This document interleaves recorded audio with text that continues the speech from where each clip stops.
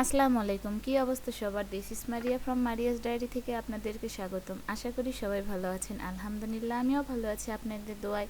আজকে আবারও নতুন আরেকটি ভিডিও নিয়ে চলে এসেছি আপনাদের মাঝে। তবে আজকের ভিডিওটা একটু অন্যরকম। সেটা হচ্ছে আমাদের আশেপাশে কিছু আত্মীয় স্বজনের মন মানসিকতা এবং প্রতিবেশীদের মন মানসিকতা নিয়ে আপনাদের সঙ্গে রান্না করব আর গল্প করব।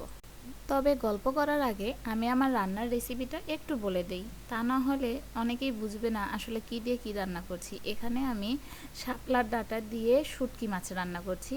আর ওটা কি বলে, অনেক জায়গায় বলে জিওল মাছ, অনেক জায়গায় বলে কানস মাছ, অনেক জায়গায় আর কি মাছ বলে আমি জানি না।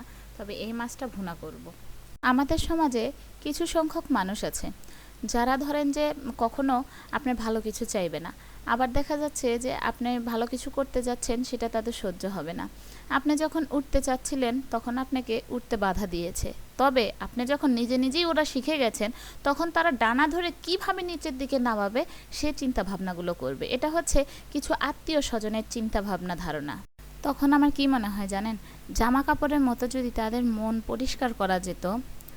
ট্রাস্ট মি, আমি কিছু মানুষের মন মানসিকতা আশ্রয় আশ্রয় কাপড়ের মতো কাচতাম, বুঝছেন। কিন্তু আসলে কিছু করা যাবে না, কারণ ওই যে আত্মীয় স্বজন বাধা একটা জায়গাতেই। আমি সেই সমস্ত আত্মীয় স্বজনদেরকে ধিক্কার জানাই এবং তাদেরকে বলবো আপনারা ভালো হয়ে যান। আপনারা সবসময় চাবেন এটাই যে আমার আত্মীয় স্বজন হোক বা আমার আশেপাশের প্রতিবেশী হোক, তারা কিছু না কিছু করুক বা ভালো কিছু হোক।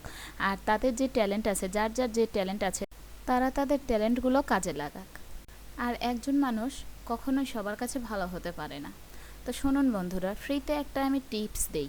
সেটা হচ্ছে আপনি কারো কাছে জঘন্য, আবার কারো কাছে নগণ্য, আবার কারো কাছে আপনি সবটুকু। একটা কথা মনে রাখবেন, গাধার নাম ঘোড়া রাখলে কখনো গাধা কিন্তু ঘোড়া হয় না। ঠিক তেমনি অন্য কারো জাজমেন্টে আপনার যে মূল্য আছে তা এক ফোঁটাও কমবে না। কারণ আলুর ব্যাপারে কিন্তু সোনা চিনবে না। দেখবেন কারো কাছে আপনি ন্যাকা, আবার কারো কাছে আপনি খুব বোকা, আবার কারো কারো কাছে আপনি খুব অহংকারী। আসলে কোনোটাই আপনি না, আপনি তার কাছে ঠিক সেই রকম, আপনাকে সে ডিজার্ভ করে যেরকম। সর্বশেষে কথা হচ্ছে দিন শেষে নিজেই একটু নিজের জন্য ভালো মন্দ থাকা। কিন্তু দিন শেষে সবাইকে ভালো রাখতে গেলে সবাই ভালো আছে এমনকি দেখবেন মাঝখান থেকে আপনিই ভালো নেই। তাই বলবো, আশেপাশে কিছু সংখ্যক মানুষের জন্য আপনার প্রতিভা, আপনার ট্যালেন্টকে আপনি পিছিয়ে রাখবেন না। তারা তো শুধু বলেই যাবে, তাদের কাজই বলা। কিন্তু আপনার কাজ হচ্ছে করে দেখানো। আপনার ভালোটা কি কেউ কখনো চাবে? চাবে না। এই যে আমরা যারা মিডিয়ার সামনে কাজ করি, তাদেরকে অনেক কথা শুনতে হয়, হ্যাঁ মিডিয়ার সামনে কাজ করে, এ করে সে করে। আরে বাবা, মিডিয়ার সামনে একটু এসে কথা বলে দেখাও না। মিডিয়ার সামনে একটু দাঁড়িয়ে কথা বলে দেখাও না। মুখে তো অনেক কিছুই বলা যায় বক বক করে, কিন্তু যখন কাজ করতে যাওয়া হয় তখন কিন্তু বোঝা যায় মানুষের কত ধানে কত চাল, তাই না? মিডিয়ার সামনে কাজ করছে, পাপ হচ্ছে, কত ধরনের কথা। কিন্তু হজ করে আসার পরেও আমার ছেলে মেয়ে ঘরে আমি ঠিক করতে পেরেছি কিনা, এই চিন্তা ভাবনা কি কখনো করেছি?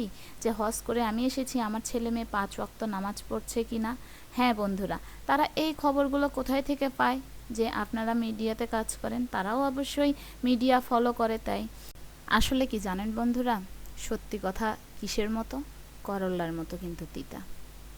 কিন্তু তারপরেও অনেক সময় সত্যি কথা বলতে হয়। আমরা তো চোখের সামনে অনেক সত্যি দেখেও দেখি না, কেননা এই সত্যি কথাগুলো বলতে গেলে আমাদের অনেক আত্মীয় স্বজন দূরে সরে যাবে, আশেপাশের প্রতিবেশী দূরে সরে যাবে। কিন্তু তারপরেও আমরা সত্যটা দেখে চুপ করে থাকি, ওই যে আত্মীয় স্বজন প্রতিবেশী। তবে আজকে আপনার 2টো টাকা হোক, তারপরে দেখবেন কোনো কিছুই আর তাদের কোনো কিছু মনে হবে না।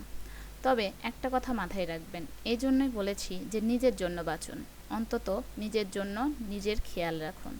কিন্তু দেখেন, আপনি যখন একবেলা ভাত খাবেন, 2 বেলা খেতে পারবেন না, তখন কিন্তু আপনার কেউ খোঁজ খবর রাখবে না, এমনকি একটা বেলা খাবারও কেউ দিতে আসবে না।